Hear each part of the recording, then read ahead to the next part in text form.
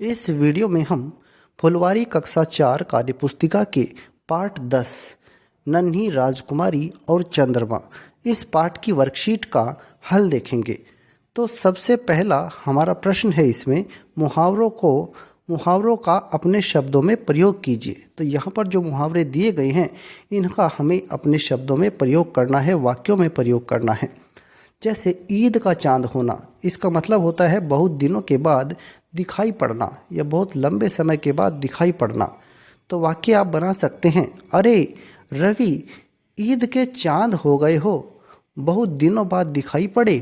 तो ऐसे आप वाक्य बना सकते हैं, अरे रवि ईद के चांद हो गए हो, बहुत दिनों बाद दिखाई पड़े। तो ऐसे आप वाक्य इसका बना सकते हैं। इसी तरह से देखिए चकाचौंध होना।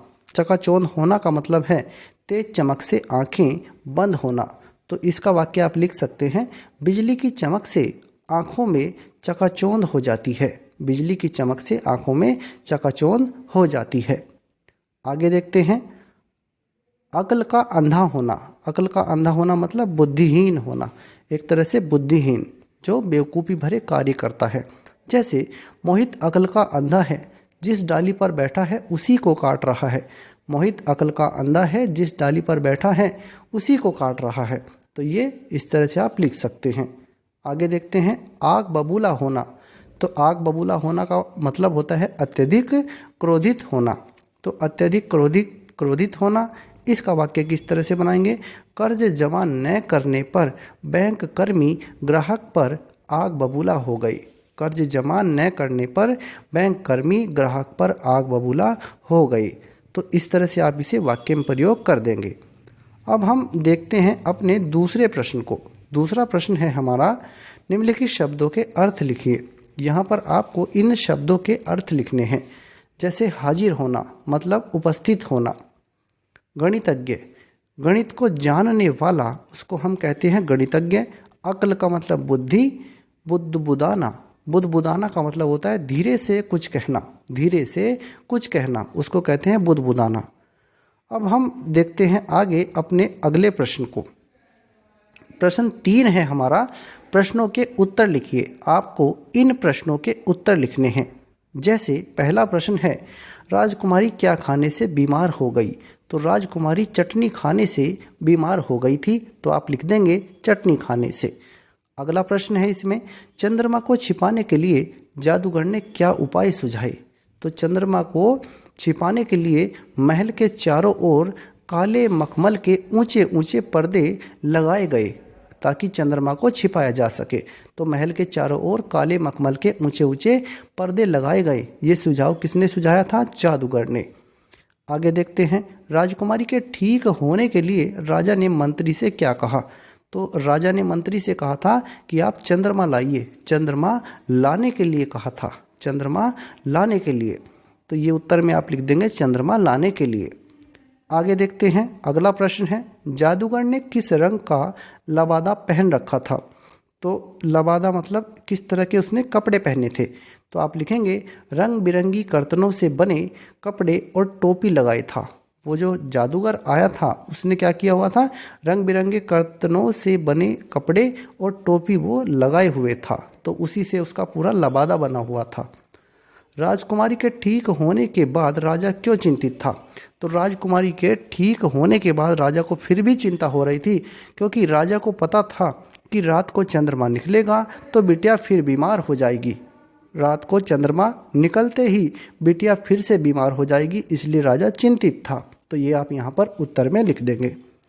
अब हम देखते हैं आगे चौथे प्रश्न को, चित्रों को देखकर मुहावरे बनाएं। तो यहाँ पर आप चित्रों को देखेंगे और मुहावरे बनाएंगे।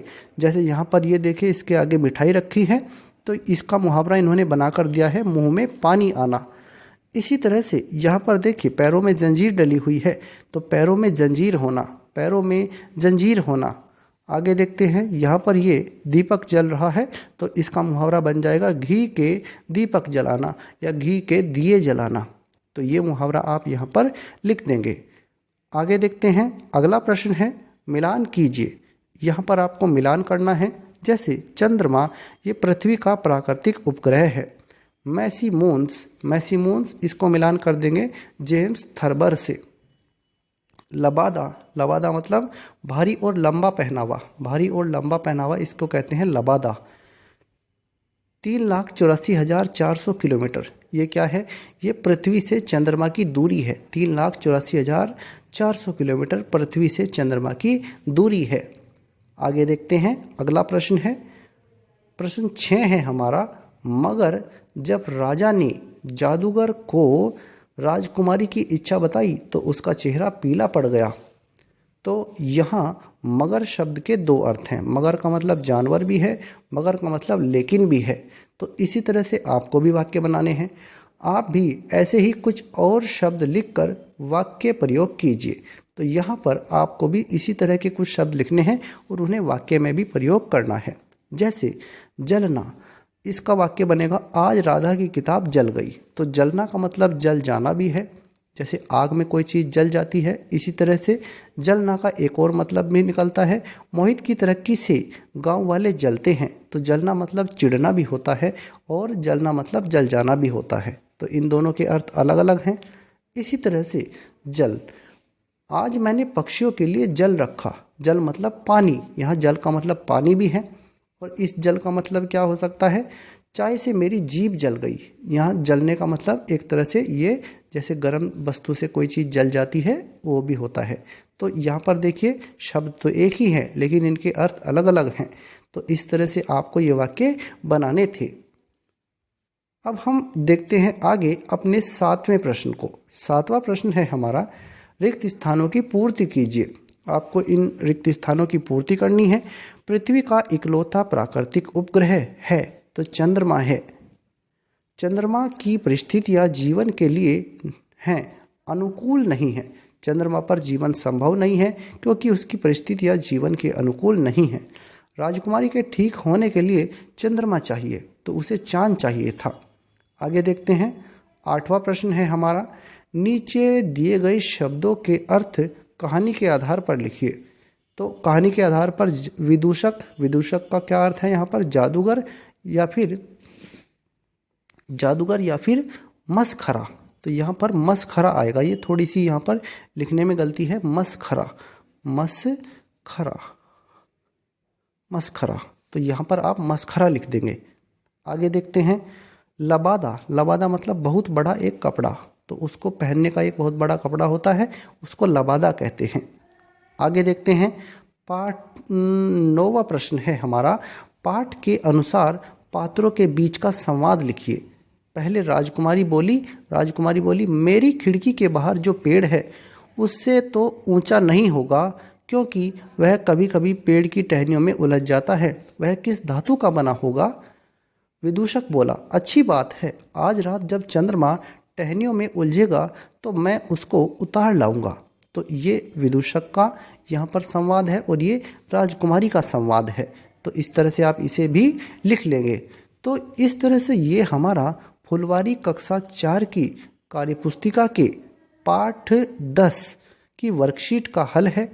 अगर आपको यह वीडियो अच्छा लगा है तो कृपया करके इसे लाइक और शेयर करें और हमारे चैनल को सब्सक्राइब जरूर करें।